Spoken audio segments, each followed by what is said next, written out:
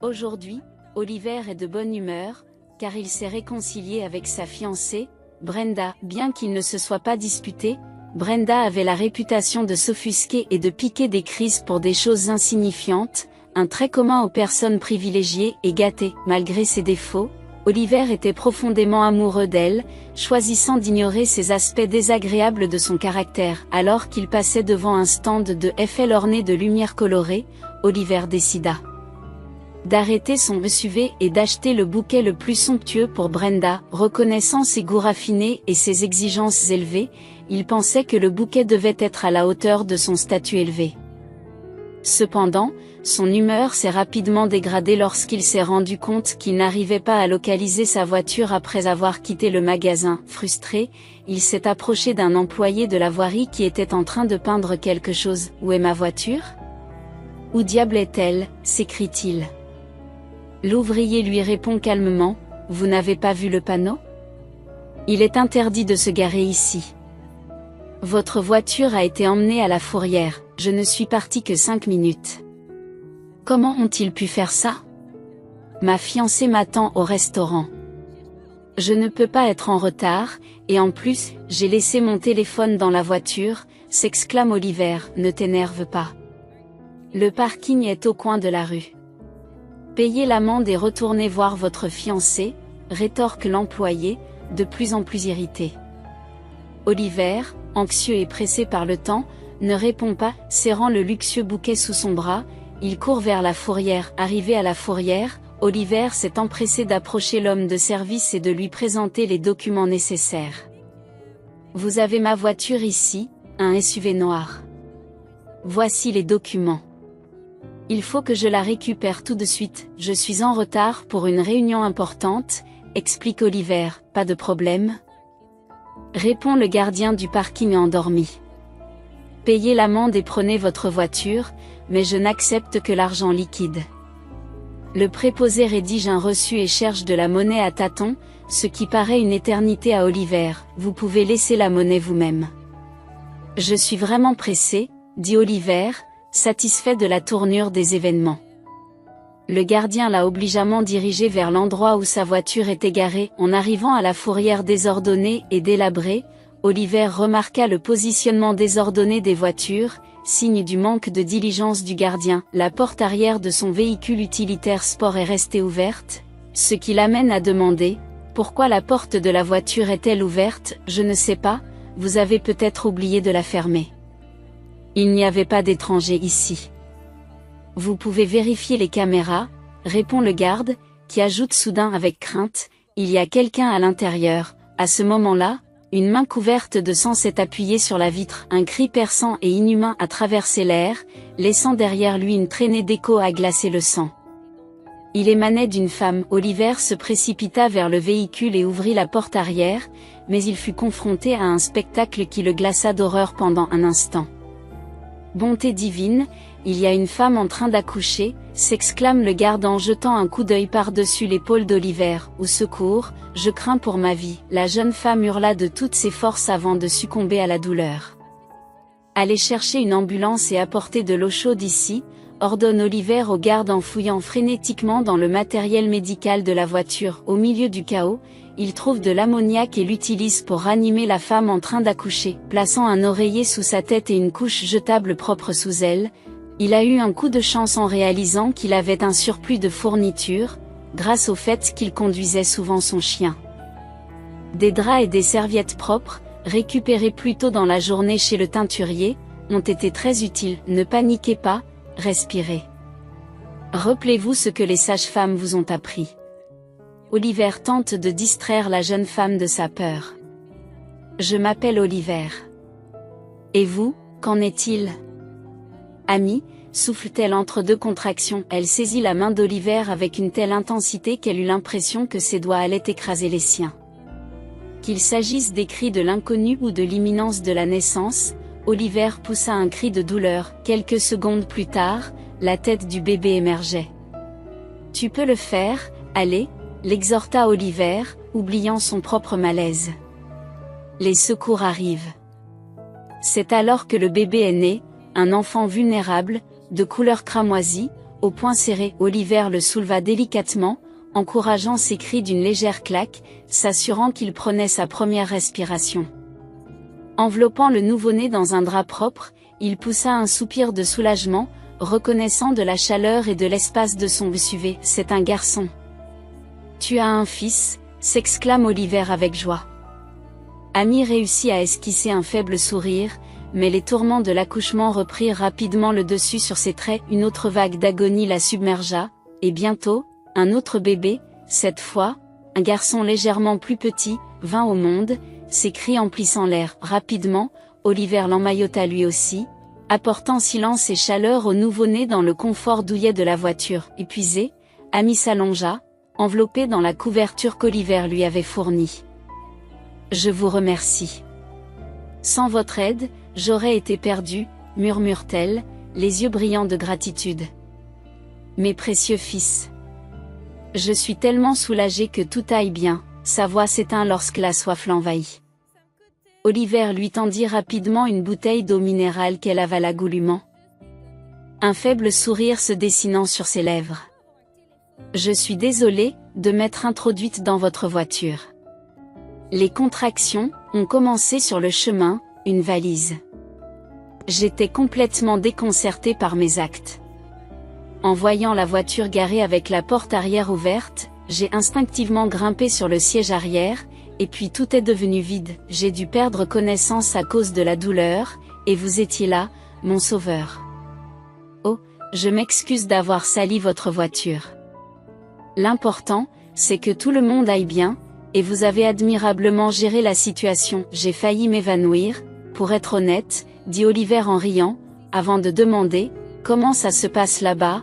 Un garde se précipita vers eux, portant une bassine d'eau tardive. « L'ambulance est déjà là, c'est étonnant », s'exclame Oliver. Peu après, Amy donne naissance à des jumeaux. Un médecin et un auxiliaire médical arrivent rapidement et transportent Amy dans l'ambulance. Oliver porte tendrement les jumeaux, ressentant une inexplicable fierté, comme s'il s'agissait de ses propres enfants. « Il n'y a vraiment pas d'enfants des autres, pensait-il.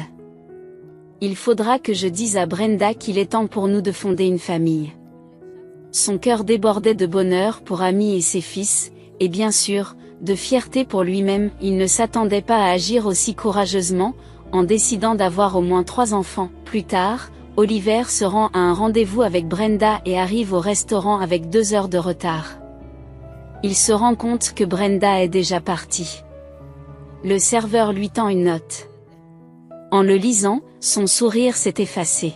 « Comment as-tu pu ? J'ai attendu 1 heure et j'ai compris que tu ne t'intéressais pas à moi. Pourquoi voudrais-je d'un tel fiancé ? Au fait, mon père a plus d'argent et tu n'es pas aussi beau que tu le crois. Je trouverai quelqu'un de mieux. Bonne chance, minable. » Oliver se sentit anéanti après avoir lu cette lettre. La journée avait été écrasante et il n'avait pas la force d'affronter d'autres problèmes. Il hésita à appeler Brenda, préférant éviter la confrontation avec sa fiancée. Il se sentait vidé, comme une batterie épuisée. Ce dont il avait besoin, c'était du réconfort de son fidèle ami qui l'attendait à la maison et d'un bain apaisant. Une demi-heure plus tard, Oliver arriva dans sa maison à 2 étages, impatient de sentir l'odeur du pain et de la vapeur. Il alluma d'abord le sauna dans l'arrière-cour et se rendit compte de sa faim en entrant dans la maison. César, le compagnon à fourrure d'Oliver, a fêté son premier anniversaire. Le fidèle chien a accueilli son maître avec exubérance, aboyant joyeusement et faisant des gestes affectueux. Oliver a pris le chien dans ses bras, sentant la chaleur de l'épaisse fourrure de César contre lui. Le duo a partagé un moment de connexion alors que César se tenait sur ses pattes arrière, léchant le visage d'Oliver. Après quelques minutes, César a signalé son besoin de sortir en grattant la porte avec sa patte. Oliver, reconnaissant l'appel de la nature, a encouragé le chien à faire une promenade pendant qu'il préparait un repas. Épuisé par une journée sans nourriture, Oliver a rapidement préparé un simple dîner de célibataire composé d'œufs brouillés avec du bacon et une salade de légumes. Il a également décongelé un copieux plat de viande avec un os pour César. Alors qu'Oliver place le bol plein devant son ami canin, la gratitude brille dans les yeux de César qui lèche la main d'Oliver. Dans un moment de vulnérabilité, Oliver confie à son fidèle compagnon son récent chagrin d'amour. Sa fiancée était partie sans lui permettre de s'expliquer, laissant à Oliver un sentiment d'abandon. Il exprime sa gratitude pour l'amour et la compagnie indéfectible de César, reconnaissant le chien comme son véritable et fidèle confident. César était entré dans la vie d'Oliver de manière inattendue, sauvé d'un état désastreux de faim et de froid. D'abord chétif, il a retrouvé la santé grâce à la détermination et aux soins d'Oliver. Contrairement aux prévisions pessimistes du vétérinaire, le lien entre l'homme et le chien s'est renforcé de jour en jour, et César est devenu une source de réconfort pour Oliver, en particulier dans les moments difficiles. En se remémorant le passé, Oliver a raconté qu'il s'était trop endormi un matin, ce qui avait inquiété son assistante. Face à la complexité de la vie, Oliver a trouvé du réconfort dans la présence de César, appréciant la simplicité de l'amour inconditionnel que le chien lui prodiguait. L'assistant, sensible à la situation d'Oliver, lui a offert son soutien et des conseils pratiques, comprenant les défis posés par les événements inattendus et les incertitudes de la vie. En riant de la façon dont son assistant s'esclaffait, deux petits garçons robustes sont venus à l'esprit d'Oliver alors qu'il se remémorait les nourrissons de la veille. Soudain, un désir intense de rendre visite à Amy et à ses jumeaux nouveau-nés s'est emparé de lui. Il était intrigué, se demandant comment la jeune mère s'était retrouvée dans une situation si particulière après avoir reçu la liste et s'être procuré divers articles. Il se rendit rapidement à la maternité où Amy avait été emmenée la veille. En entrant, les infirmières s'animèrent en voyant Oliver avec les gros sacs. L'une d'elles s'enquiert, « Oh, quel père généreux! Et qui êtes-vous venu voir, jeune homme? » « Je suis venu voir Amy. Elle a donné naissance à des jumeaux dans ma voiture hier, » répond Oliver, surpris par le changement d'expression des infirmières. « Vous êtes là pour la voir ?» demande l'une d'entre elles, les yeux écarquillés. « Nous pensions qu'il s'agissait d'une sans-abri parce qu'elle n'avait rien sur elle, pas même des papiers. Nous avons dû la placer dans un service surpeuplé. » « Pourquoi avez-vous laissé partir votre femme comme ça ?» Oliver se sent mal à l'aise sous les regards réprobateurs des femmes, mais il se défend, « Ce n'est pas ma femme, et je ne suis pas un père. C'est arrivé dans ma voiture, et je l'ai aidé à accoucher. » En entrant dans la chambre, il a immédiatement repéré l'endroit où Amy était allongée. À côté d'elle se trouvait une table de chevet vide, tandis que les autres femmes avaient des tables débordant de nourriture, de vêtements et d'articles de puériculture. Il était évident que leurs maris et leurs proches leur avaient rendu visite, mais personne n'avait rendu visite à Amy. Elle portait une chemise d'hôpital défraîchie et il n'y avait qu'un seul verre d'eau sur sa table. Le cœur d'Oliver se serra de pitié. Il s'est approché de son lit, où elle était allongée, le dos tourné au mur.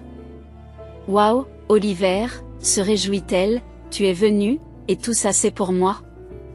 Tu es fou, pourquoi as-tu apporté tout cela ?» Elle était surprise, mais il était clair qu'elle avait récemment pleuré, car ses yeux étaient gonflés et rougis. Oliver s'émerveille de la chaleur et de la simplicité avec lesquelles Amy l'accueille. « Ce n'est pas tout. Il y a bien d'autres choses dans la voiture. Après tout, je ne suis pas une étrangère pour vous. Et pourquoi pleurais-tu juste un peu ?» J'étais bouleversée. Je me souvenais de ma vie sans valeur. Je travaillais comme plongeur, je gagnais des sous, et parfois je n'avais même pas de quoi me loger. Je devais dormir dans les gares ou dans les refuges pour sans-abri. C'était effrayant, j'étais toute seule, et ici je vois des mères avec leurs bébés et leurs parents heureux de leur rendre visite. Personne n'a besoin de moi, renifle Amy, ce sont vos fils qui ont besoin de moi. Oliver rassure Amy, reconnaissant la vérité de ses paroles. Il n'avait nulle part où aller après que le fiancé d'Amy l'eut rejeté et que son beau-père l'eut chassé, sous prétexte qu'il ne voulait pas de fardeau. Amy se lamente sur le fait que son beau-père, qui se consume dans l'alcool et passe du temps avec ses amis, vit dans l'appartement de sa défunte mère. Alors que les choses étaient tolérables du vivant de sa mère, ses fils souffraient maintenant. Au milieu des larmes amères d'Amy, Oliver la réconforte en l'entourant de son bras.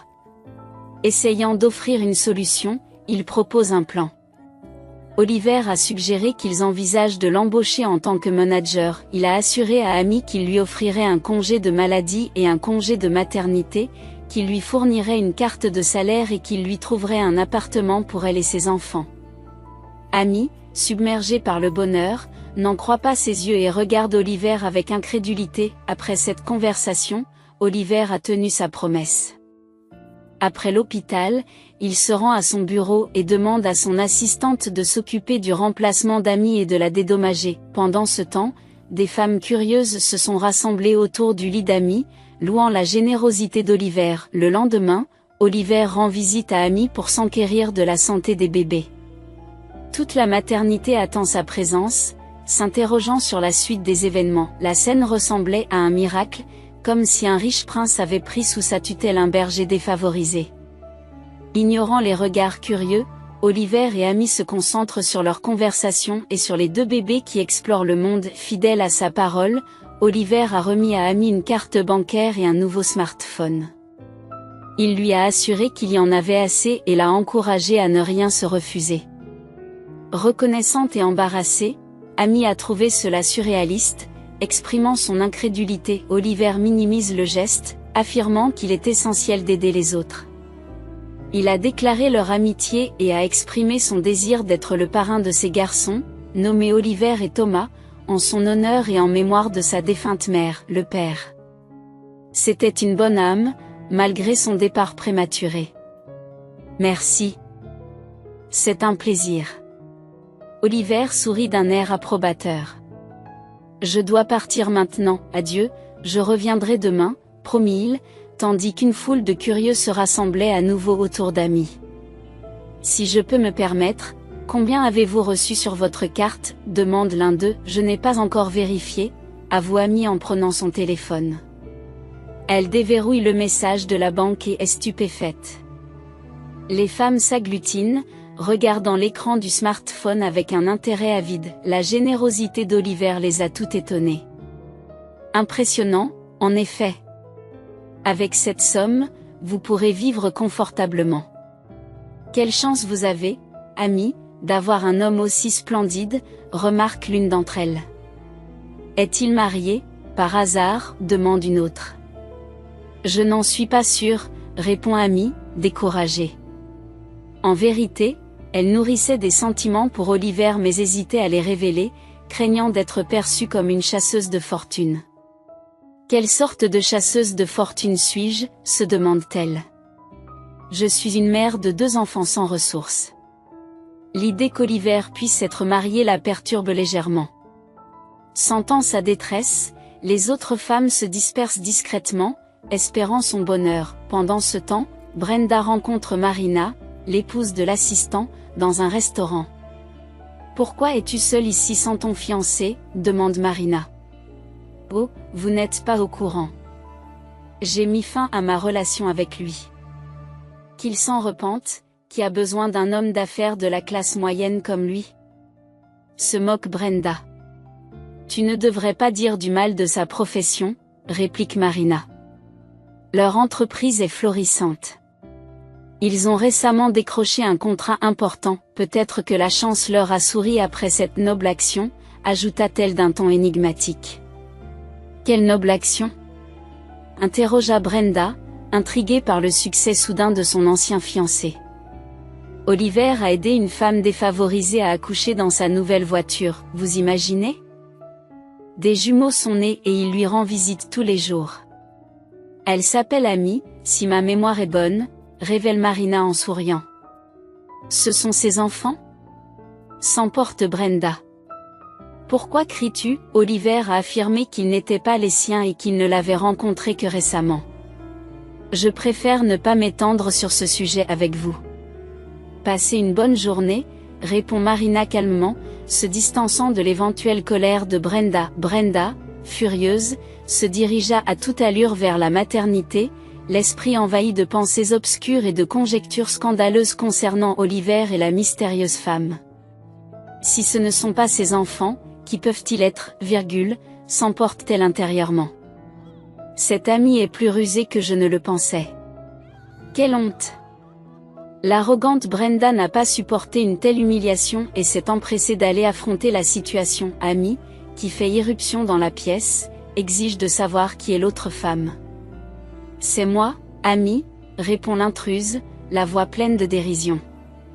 Tu essaies de me voler mon fiancé, penses-tu qu'en donnant naissance à tes enfants laids, tu seras heureuse? Tu es misérable, et si tu t'approches d'Oliver, je te ruine.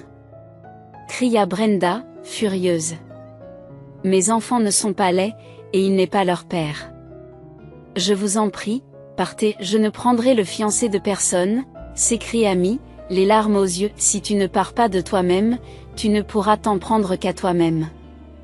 Mon père mettra vos enfants dans un orphelinat et vous en prison. Il trouvera bien quelque chose pour t'incriminer. Tu comprends, voleuse des hommes d'autrui, sors d'ici. L'une des femmes du quartier se lève et menace Brenda. Vous faites peur à nos enfants. Laisse-la tranquille, ou nous te jetterons dehors la tête en bas. Sors d'ici, espèce de poule plumée. Brenda, déconcertée par cette réponse musclée, recula sous le coup de la colère et des larmes. Elle a claqué la porte et s'est enfuie dans le couloir, laissant dans son sillage les regards choqués du personnel soignant. Le lendemain, Oliver est venu chercher Amy et les bébés à la maternité. L'appartement était entièrement préparé et équipé de tout ce dont ils avaient besoin. Il a apporté des fleurs et des friandises pour les infirmières et s'est dirigé vers le service d'Amy avec une expression joyeuse sur le visage. Mais Amy n'est plus là, que voulez-vous dire? Elle n'est plus là, dit l'une des femmes en réponse à l'incrédulité d'Oliver. Une blonde folle est venue ici et l'a insultée de toutes les façons possibles, l'a menacée de prison. C'est pour ça qu'Amy s'est enfuie pour de bon. Heureusement, ils l'ont convaincue de prendre la carte bancaire d'Oliver, sinon elle se serait perdue dans la ville. Oliver s'est serré la tête, devinant qui était responsable. Les femmes se contentent de hausser les épaules. Pourquoi avez-vous fait du mal à Amy? Qu'est-ce qui t'a donné le droit d'agir comme ça? Oliver hurle à Brenda, plus en colère qu'elle ne l'a jamais vue. Désormais, elle saura comment regarder les fiancés des autres, rétorque Brenda d'un air capricieux. Oh, je vous en prie, j'essayais juste de l'aider. J'essayais juste de l'aider, d'ailleurs, tu n'es pas vraiment mon fiancé, hein? As-tu oublié que tu m'as quitté? Je suis pauvre et laide pour toi, Oliver s'indigne. Les enfants de qui alors, Brenda? Demanda-t-il en souriant. Comment le saurais-je? S'exclama Oliver. Ce n'est pas mon affaire, mais c'est la mienne. Es-tu folle de me soupçonner? Je ne vous ai jamais trompé, mon Dieu, comme je suis heureux de ne pas vous avoir demandé en mariage. Ce jour-là a été marqué par des circonstances imprévues. Peut-être était-ce providentiel que ma voiture soit remorquée et que j'arrive en retard au restaurant. Je m'excuse, chérie, dit Brenda, troquant la colère contre la grâce. Tu sais, j'ai mes raisons de me comporter ainsi. Les hormones peuvent jouer des tours aux femmes enceintes. Es-tu enceinte? Demande Oliver, surpris. Oui, je le suis, admet Brenda, dont la nervosité est évidente. Je ne suis pas fière de mon comportement, avoue-t-elle sans hésiter. C'est une nouvelle, s'exclame Olivier, tentant de détendre l'atmosphère. C'est quelque chose à fêter. Mais du champagne? J'ai bien peur que vous ne puissiez pas l'avoir, lui rappelle-t-il gentiment. Pourquoi pas? Brenda fait la moue. Alors, l'alcool est contre-indiqué pour les femmes enceintes. Oliver est surpris par l'ignorance de la jeune femme. C'est tout à fait exact. J'avais complètement oublié. Tu vois, c'est une bonne chose que je t'ai, lui dit-il affectueusement après avoir passé la soirée avec Brenda. En réfléchissant à sa grossesse, Oliver se rend compte que s'il est heureux de devenir père, il a des doutes sur le fait que Brenda soit sa femme. Son intuition lui disait qu'elle n'était pas le bon choix et que l'épouser rendrait sa vie misérable. Il se confie à son père et à Winston, qui réagissent furieusement. Comment oses-tu envisager de quitter Brenda? C'est la fille de mon principal associé. Tu l'épouseras et nous fusionnerons nos actifs pour former une puissante société. Brenda attend aussi mon petit-fils. Si tu me défies, je te déshériterai, il est trop tard pour faire marche arrière, tu aurais dû y réfléchir à 2 fois, gronde Winston. À contre-séure, Oliver accepte les exigences de Winston. Très bien, programme le mariage dans 3 mois, concède-t-il, décevant mais apaisant son père. C'est dommage que ta mère ne soit pas là pour assister à ce jour, remarque son père avec nostalgie. Au cours des 2 mois suivants, Oliver cherche secrètement Amy, mais en vain, elle semble s'être volatilisée. Pendant ce temps, le comportement de Brenda devient de plus en plus erratique, alimentant la frustration d'Oliver. Son père, quant à lui, s'occupe de Brenda, ignorant les inquiétudes d'Oliver. Le temps passe et le ventre de Brenda ne grossit pas. Ce qui rend Oliver de plus en plus anxieux. Il s'était beaucoup renseigné sur la grossesse et l'accouchement, mais Brenda ne montrait aucune envie d'apprendre. Quand allez-vous passer l'échographie ? J'aimerais t'accompagner et poser quelques questions au médecin, demande Oliver un soir. J'irai la semaine prochaine, répond vaguement Brenda avant de mettre fin à la conversation pour appeler son amie et lui faire part de ses problèmes. Qu'est-ce que je suis censée faire ? Comment commencer à annoncer à Oliver que je ne suis pas enceinte ? Il va probablement me laisser sur place, se lamente Brenda au téléphone. L'amie de Brenda, toujours pleine de ressources, a proposé une solution, mettons en scène une fausse couche. C'est simple. Je connais un médecin qui doit une grosse somme à mon mari. Il vous fournira un rapport médical et vous pourrez régler la dette en échange. Vous êtes un génie, s'exclama Brenda, soulagée.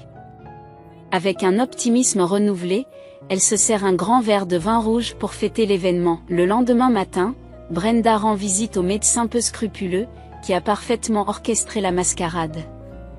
Il s'agit d'un arrangement clandestin. L'étape suivante consistait à annoncer la nouvelle de la fausse couche d'une manière qui choquerait Oliver, le prenant au dépourvu dans sa routine quotidienne. Pendant ce temps, Oliver était absorbé par son travail, parcourant des documents à son bureau. Sa rêverie est interrompue par l'entrée de sa secrétaire, inquiète. « Je suis désolée », commence-t-elle, la voix tremblante, mais ils ont appelé de l'hôpital, ils ont dit que votre fiancé avait fait une fausse couche.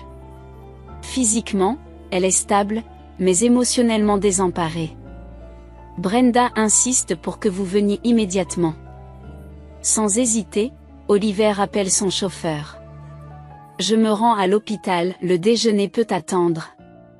Je préfère y aller seul, déclara-t-il en se précipitant hors du bureau avec urgence.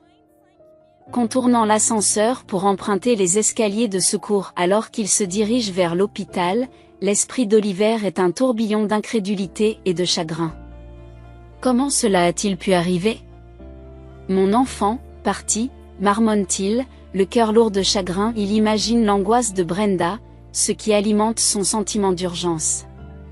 Perdu dans ses pensées, il a à peine remarqué qu'il s'est engagé dans la circulation en sens inverse, évitant de justesse une collision avec un conducteur âgé. Quelques instants plus tard, Oliver se réveille dans un lit d'hôpital, la tête palpitante et le dos douloureux. Des tubes et des moniteurs l'entourent, rappelant constamment sa situation difficile. Tentant de bouger, il est arrêté par la voix douce d'une infirmière. « S'il vous plaît, ne bougez pas », lui dit-elle, avant d'appeler le médecin. Un médecin d'un certain âge entre dans la pièce et regarde Oliver par-dessus ses lunettes avec inquiétude. « Ah, vous êtes réveillé. »« Bonjour, Olivier, regardez-le. »« Bravo, il semble que la chance soit de votre côté. La voiture est cabossée, mais vous êtes relativement indemne. » Heureusement pour vous, le médecin a essayé de détendre l'atmosphère. « Que voulez-vous dire par relativement indemne ? Je ne sens plus mes jambes, » dit Oliver, dont la peur est évidente. « Est-ce que c'est comme ça que ça doit se passer maintenant ? » Malheureusement, non, Ellie, répondit le médecin. Vos jambes ne fonctionnent pas à cause de la blessure à la colonne vertébrale. Après l'opération, les choses devraient s'améliorer, mais nous ne pourrons procéder qu'une fois que tout votre corps aura récupéré. L'essentiel est que vos bras, vos jambes et votre tête soient intacts. Parfois, les accidents laissent les gens en morceaux, mais vous allez bien. L'essentiel est de rester calme et de vous reposer, conseille le médecin avant de partir et de donner des instructions à l'infirmière. Bientôt, Winston entre dans la pièce, le visage marqué par l'âge et l'inquiétude. Avec quelques cheveux gris qui brillent sous le soleil. J'ai cru que j'allais te perdre, dit-il avec inquiétude. Qu'est-ce qui s'est passé? Pourquoi conduisais-tu comme ça? J'ai appris que Brenda avait fait une fausse couche. J'étais bouleversée et je me suis précipitée chez elle, a répondu Oliver, la poitrine lourde à l'idée de perdre un enfant. Pendant que tu étais dans le coma, Brenda a trouvé un nouveau prétendant et a passé du temps avec lui dans des boîtes de nuit. Elle ne semble pas faire le deuil de son enfant. Elle nous a peut-être manipulés tous les deux. Il s'avère qu'il n'y a pas eu de grossesse. Les miens ont consulté le médecin qui a délivré le certificat de fausse couche sous ses ordres. Brenda voulait l'argent, pas vous. J'ai rompu tous les liens avec sa famille. Je ne sais pas si son père va nuire à mes affaires, mais elle est une menace. Elle ne s'est pas excusée et ne t'a pas rendu visite une seule fois. C'est à cause d'elle que vous êtes ici, et à cause d'elle, vous risquez d'être confiné dans un fauteuil roulant pour toujours, explique Winston. En prononçant ces mots, l'homme désemparé a baissé la tête, impuissant. En entendant cette révélation, Oliver a perdu tout intérêt pour la vie. Son regard se ternit et son visage se transforma en pierre. Pourquoi y a-t-il des gens qui ne me comprennent pas? Se demande-t-il. Tout le monde veut quelque chose de moi. Oliver ne se soucie plus guère de son environnement, de ses biens ou de sa situation actuelle. Il n'avait aucun enthousiasme pour son bien-être et refusait catégoriquement les procédures, y compris les exercices thérapeutiques et la thérapie manuelle. Oliver est resté silencieux et n'a pas réagi à tout le monde, même lorsqu'il a été ramené à la maison, où des amis proches et des collègues s'étaient rassemblés pour l'accueillir. Il n'a manifesté aucun intérêt, assis dans son fauteuil roulant avec une expression vide. Un mois s'est écoulé et il était temps de préparer l'opération. Le père d'Oliver, naturellement, se sentait plus concerné que quiconque par le bien-être de son fils. Les conseils médicaux étaient clairs, des exercices spéciaux étaient nécessaires pour faciliter le rétablissement après les complications de l'opération. « Je ne veux pas », a déclaré Winston, « je n'en vois pas l'utilité. Je me débrouillerai très bien. » La réponse d'Oliver est détachée. Constatant l'abattement d'Oliver, son père n'a pas lésiné sur les moyens pour engager les meilleurs psychothérapeutes, mais tous leurs efforts sont restés vains. Oliver reste insensible à leurs tentatives de communication. Malgré l'engagement de plus de 10 infirmières professionnelles, chacune ayant une formation médicale, aucune n'est restée plus d'une semaine dans leur foyer. Le tempérament d'Oliver s'était complètement détérioré, ses remarques acerbes et son refus de coopérer ont eu raison de toutes les personnes chargées de s'occuper de lui. « Prenez soin de votre fils vous-même », s'exclame la dernière infirmière, frustrée par le comportement d'Oliver. « Vous avez perdu la tête, je ne suis pas votre serviteur. Je ne supporterai pas ce traitement. » Sur ces mots, elle est partie en claquant la porte derrière elle. La rumeur s'est rapidement répandue dans les cercles médicaux au sujet de ce patient difficile, dissuadant d'autres personnes de prendre la responsabilité de s'occuper d'Oliver, quelle que soit la rémunération. Désespéré, le père d'Oliver et la vieille gouvernante, déjà accablés par de nombreuses tâches, se chargent même des soins, cherchant frénétiquement une infirmière appropriée. Ils publient une annonce dans le journal local et reçoivent des réponses de diverses personnes, des femmes âgées qui ont elles-mêmes besoin de soins, des jeunes femmes maquillées qui tiennent à peine debout et même un sans-abri. Puis, un jour, on frappe doucement à leur porte. Une femme modeste et séduisante se tient là et inspire immédiatement confiance à Winston. Il l'invite à entrer et la salue chaleureusement. « Vous cherchez une aide-soignante pour une personne malade ?» demande-t-elle. « Je n'ai pas de formation médicale officielle, mais je me suis occupée de ma grand-mère. Je peux administrer des injections, effectuer des tâches d'hygiène, nourrir le patient, l'accompagner dans ses promenades et le distraire. Cependant, je ne peux pas passer la nuit sur place en raison d'obligations familiales. Voici mon curriculum vitae. Voulez-vous le consulter ? Tout d'abord, je vous suis extrêmement reconnaissant d'avoir répondu. Je vous en prie, entrez. » J'aimerais vous présenter mon fils, il a 30 ans, c'est un homme bien, mais il a été très perturbé par sa maladie, dit le vieil homme soulagé, oubliant de s'enquérir de son nom. Frappant à la porte d'Oliver, il annonce leur présence. « Qui est là ? Que voulez-vous ? » lui répondit-on, irrité. L'homme et la future aide-soignante entrent dans la pièce. En la voyant, Oliver, Amy s'est figé de stupeur quand Oliver s'est exclamé « Amy, tu es enfin arrivée. Je t'ai cherché partout. » Haletante, Amy se précipite vers Oliver et s'agenouille devant sa chaise, ses mains se tendent pour toucher ses jambes immobiles. « Oliver, que s'est-il passé ? Pourquoi ne peux-tu pas marcher ? Comment est-ce possible ? » Les larmes lui montent aux yeux en voyant le visage de son fils s'illuminer de bonheur. Le père d'Oliver pousse un soupir de soulagement. « Comment vous connaissez-vous si bien tous les deux ? » demanda-t-il, la curiosité piquée. « C'est une longue histoire, papa, » répond Oliver en souriant. « Je t'expliquerai plus tard. » Pour la première fois depuis 2 mois, Olivier ressent une lueur d'optimisme. Son père, reconnaissant cela, décida de les laisser tranquilles et se retira dans son bureau pour organiser un dîner de célébration plus tard dans la soirée. Amy s'émerveille de la table magnifiquement dressée lorsqu'elle entre dans la salle à manger avec Oliver. Il manœuvrait joyeusement son fauteuil roulant. « C'est merveilleux, » a-t-elle remarqué. « Nous voulions vous exprimer notre joie de vous avoir parmi nous, Amy, » ajouta Winston, qui se sentait encouragé. « Merci de vous être jointe à nous. Je ne pouvais pas accepter de paiement de votre part, » a répondu Amy gracieusement. « S'il vous plaît, ne vous inquiétez pas à ce sujet, vous méritez d'être récompensé pour vos efforts, » dit Oliver. « Tout travail doit être récompensé, surtout le vôtre, je ne discuterai pas, » concède Amy. « Mais s'il vous plaît, ne vous inquiétez pas, êtes-vous toujours anxieux à propos de l'opération, Oliver ? » Amy lui demande doucement, en lui serrant la main.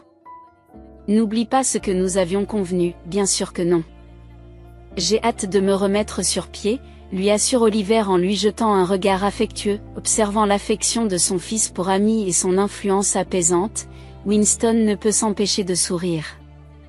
Un peu d'engouement n'a jamais fait de mal à personne, pense-t-il, avant d'inviter tout le monde à table. Pendant ce temps, alors qu'Oliver se concentre sur sa guérison, Brenda saisit l'occasion de se débarrasser d'un autre prétendant qu'elle juge indigne. En apprenant les progrès d'Oliver et l'implication d'Amy, la jalousie et l'inconstance de Brenda l'amènent à concocter un plan pour semer la zizanie. Stylo en main, elle écrit une lettre anonyme dans laquelle elle prétend qu'Amy est une chercheuse d'or manipulatrice qui est tombée intentionnellement enceinte des jumeaux d'Oliver 1 an auparavant, et qu'elle a l'intention de s'emparer du domaine et de l'entreprise familiale et d'envoyer Winston dans une maison de retraite. Le lendemain matin, Winston reçoit la lettre accablante par courrier. Furieux, il entre en trombe dans la chambre d'Amy, exigeant des réponses. « Est-il vrai que tu as donné naissance aux enfants d'Oliver dans sa voiture ?» hurle-t-il, la colère palpable. Il avait les yeux qui clignotaient. « Oui, c'est ce qui s'est passé. » répond calmement Amy.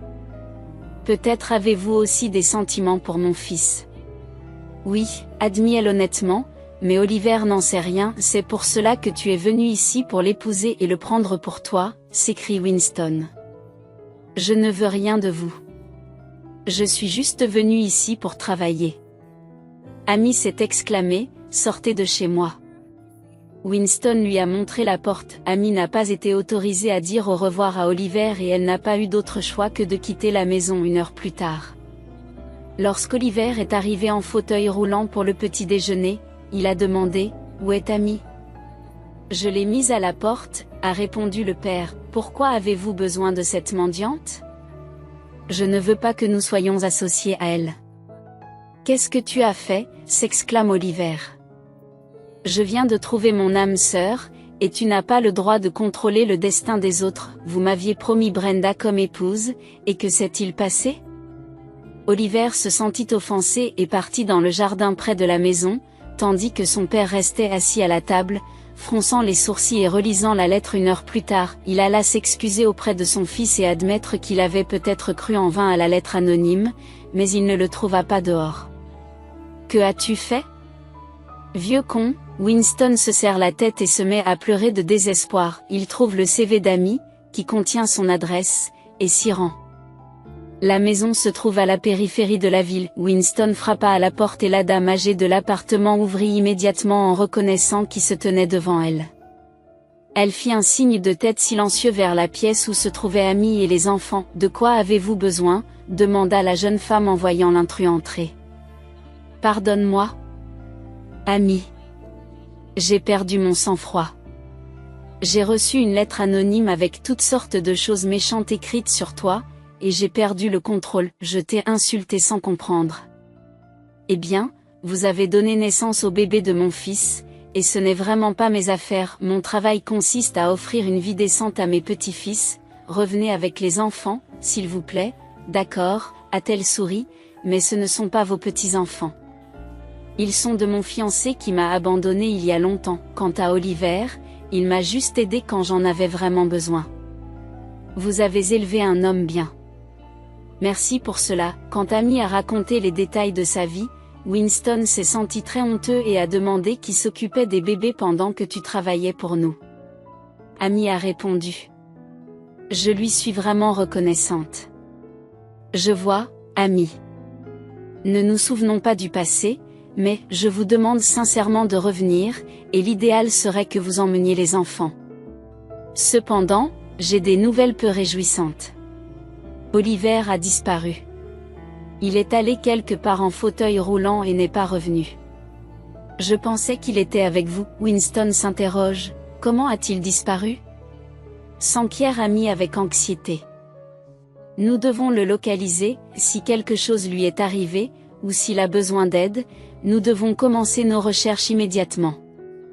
Les bébés resteront avec Mrs. Mad pour le moment, mais ils n'ont pas eu le temps de quitter l'allée qu'ils aperçoivent un homme seul en fauteuil roulant qui s'approche d'eux. Amy est la première à le reconnaître et se précipite pour le saluer. « Comme tu nous as fait peur, Oliver !» s'exclame-t-elle. « Comment peux-tu être aussi malpropre ? Tu es sur le point de subir une opération », fit remarquer Winston sur un ton de reproche. « Tu as failli provoquer une crise cardiaque chez ton père. » Oliver rit de bon cœur et joyeusement. Il se rendit compte que ses deux individus préférés s'étaient découvert un langage commun. Et cela le rendit heureux. « Je veux rentrer à la maison, » dit-il. « Où sont les petits Oliver et Tom ? » Ils sont chez moi, on s'occupe d'eux, ne t'inquiète pas, le rassure Amy, alors qu'ils entrent dans la maison avec une foule animée. La gouvernante battit des mains, ravie de voir la maison lugubre se remplir à nouveau de vie pour les petits et Amy. La pièce la plus lumineuse et la plus chaleureuse a été désignée pour Oliver, qui a personnellement supervisé tous les préparatifs. Le père se réjouit de la transformation de son fils. Le soir venu, alors qu'Oliver jouait avec les enfants, Amy s'approcha discrètement de Winston et s'assit à ses côtés. « Merci pour tout, » murmure-t-elle doucement. « Je vais te dire un secret. Oliver m'a demandé en mariage et j'ai dit oui. Oh, quelle nouvelle! Appelle-moi papa, dit Amy affectueusement à Winston.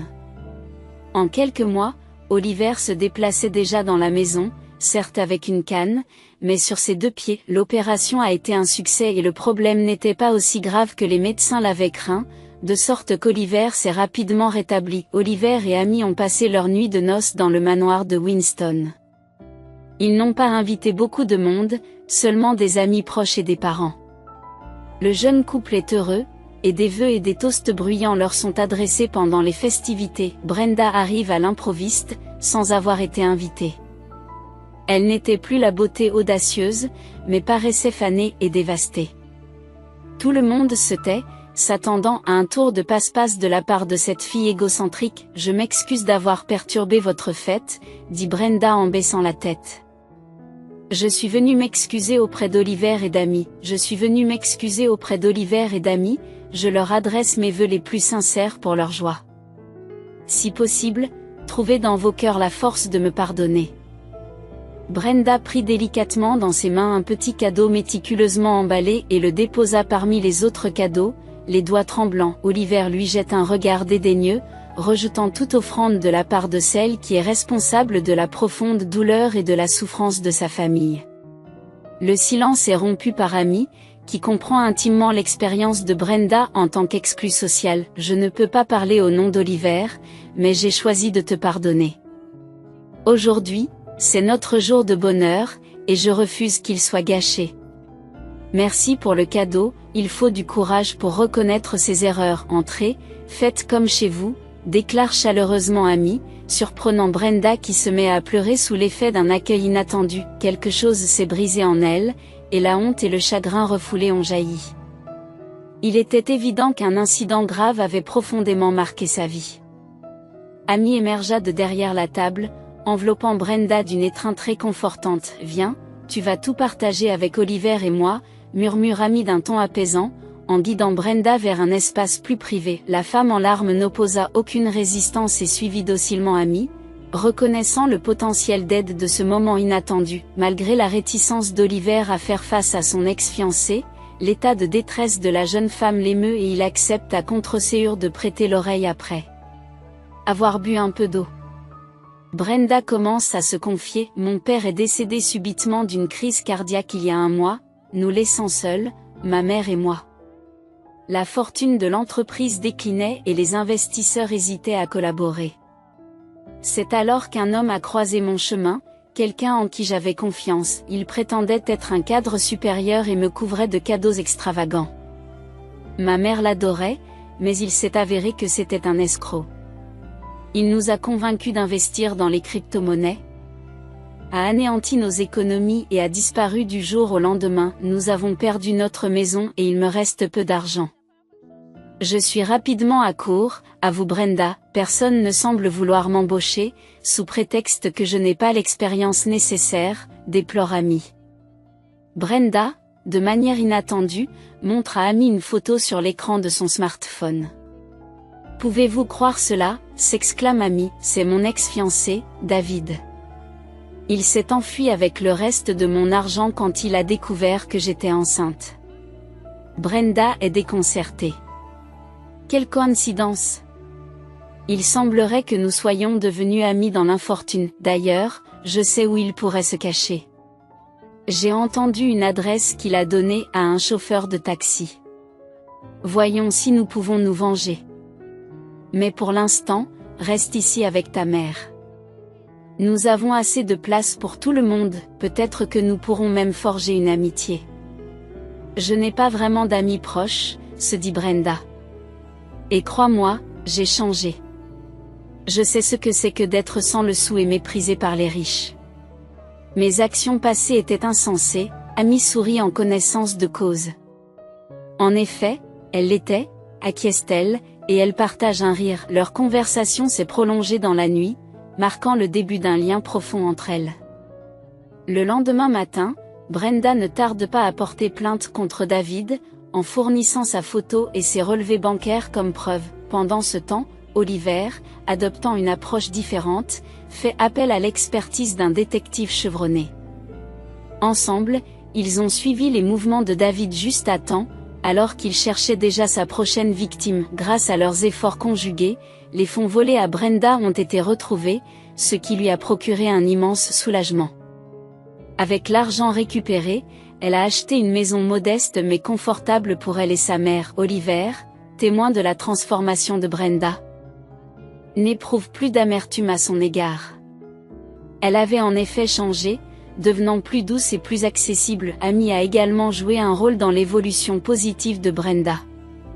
Un jour, alors qu'Oliver s'approche de la maison de Brenda, il est accueilli avec enthousiasme par César, le chien de Brenda, qui porte un mot à son collier. Malgré l'exubérance de César, Oliver réussit à lire le mot, qui contenait la nouvelle réconfortante que tout homme rêve d'entendre: « Vous serez bientôt père ». Le bonheur débordait dans leur maison, avec une famille naissante qui attendait avec impatience son nouveau membre.